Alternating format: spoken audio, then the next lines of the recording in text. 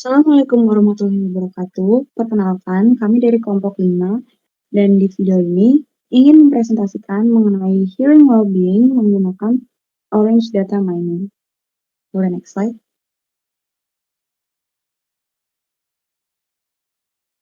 Oke, berikut adalah nama anggota kelompok kami dan ada saya sendiri, Brigita Latonia dengan NIM 24103120078.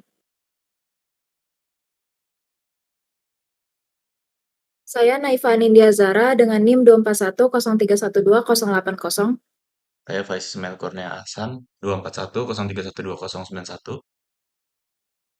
Saya Alun Fabian Prasetyo dengan NIM 24103120094. Oke, berikut adalah hal-hal yang akan kita bahas di video kali ini. Yang pertama ada pendahuluan, lalu ada dataset and tools, terus ada metodologi analisis, hasil dan pembahasan, dan terakhir ditutup dengan kesimpulan.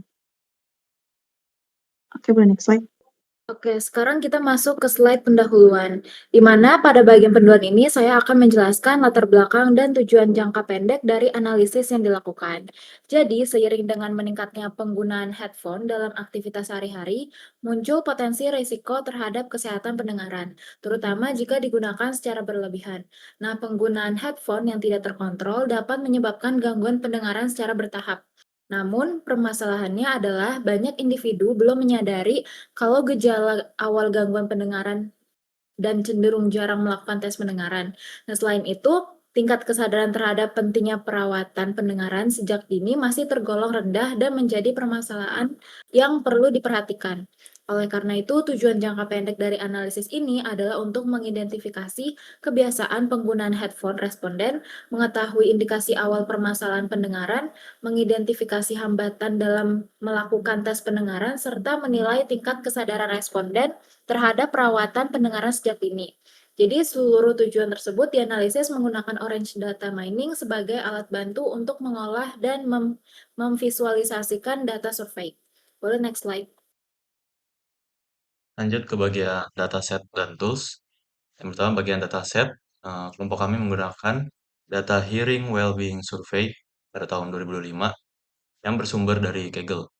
Untuk jenis datanya yaitu survei responden terkait kebiasaan penggunaan handphone dan kondisi pendengaran.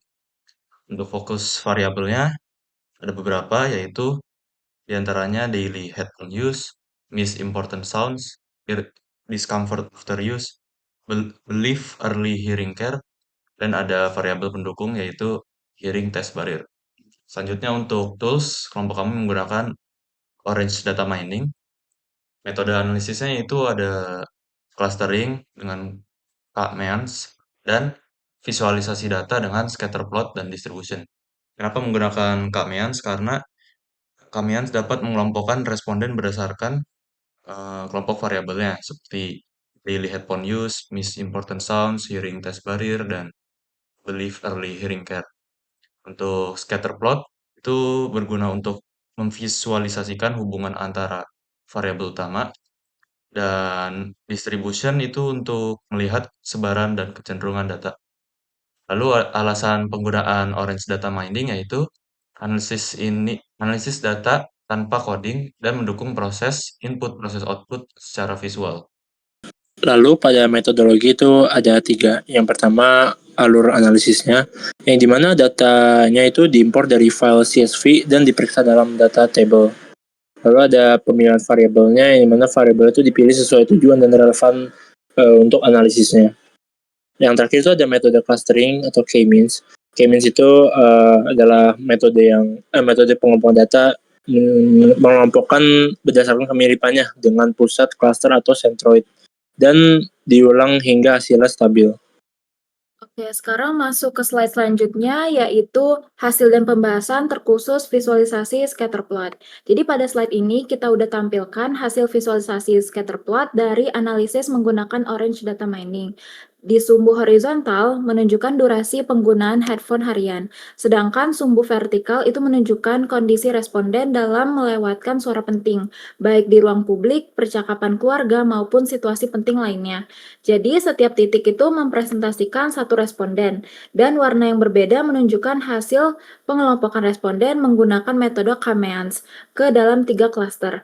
Hal ini tuh membantu untuk mengidentifikasi pola responden berdasarkan kebiasaan penggunaan headphone dan permasalahan pendengaran yang dialami.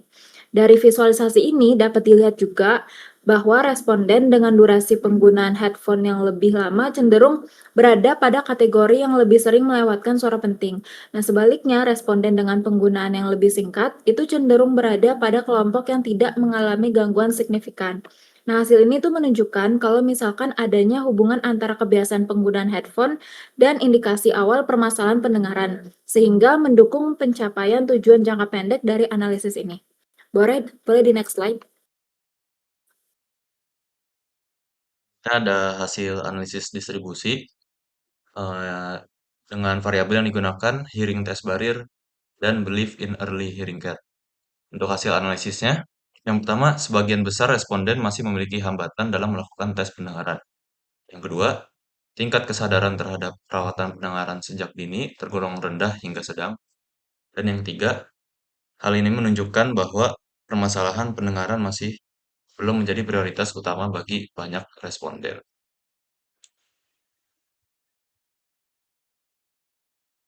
Oke, selanjutnya ini tahap data responden dianalisis menggunakan metode clustering dan dibagi jadi 3 kelompok atau 3 cluster.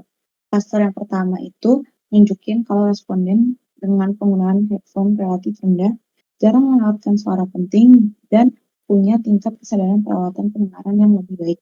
Kelompok ini bisa dikategorikan sebagai kelompok dengan risiko pendengaran rendah. Lalu cluster kedua itu menunjukkan penggunaan headphone pada tingkat sedang dan mulai memperlihatkan indikasi permasalahan pendengaran. Jadi di kelompok ini itu hambatan tes pendengaran itu masih cukup terlihat dan kesadaran perawatan belum optimal. Lalu untuk cluster 3 itu nunjukin responden dengan penggunaan headphone yang tinggi, yaitu lebih sering melewati suara penting serta mengalami ketidaknyamanan telinga setelah penggunaannya. Kelompok ini juga punya tingkat kesadaran perawatan pendengaran yang rendah, sehingga dapat dikategorikan sebagai kelompok dengan risiko pendengaran tinggi. Dari hasil clustering ini dapat disimpulkan kalau perbedaan kebiasaan penggunaan headphone berkaitan dengan tingkat risiko permasalahan pendengaran responden. Boleh next slide. Oke, berdasarkan analisis menggunakan Orange Data Mining, tujuan jangka pendek dari penelitian ini dapat dikatakan berhasil dicapai. Hasil analisis menunjukkan kalau ada hubungan antara kebiasaan penggunaan headphone dengan indikasi permasalahan pendengaran. Selain itu, distribusi data juga nunjukin kalau masih banyak responden yang punya hambatan dalam melakukan tes pendengaran serta tingkat kesadaran terhadap perawatan pendengaran sejak dini juga masih rendah. Dengan demikian, Orange Data Mining terbukti efektif sebagai alat bantu analisis untuk mengidentifikasi permasalahan data pendengaran. Boleh next slide.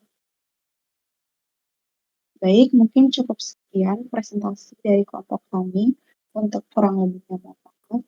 Assalamualaikum warahmatullahi wabarakatuh.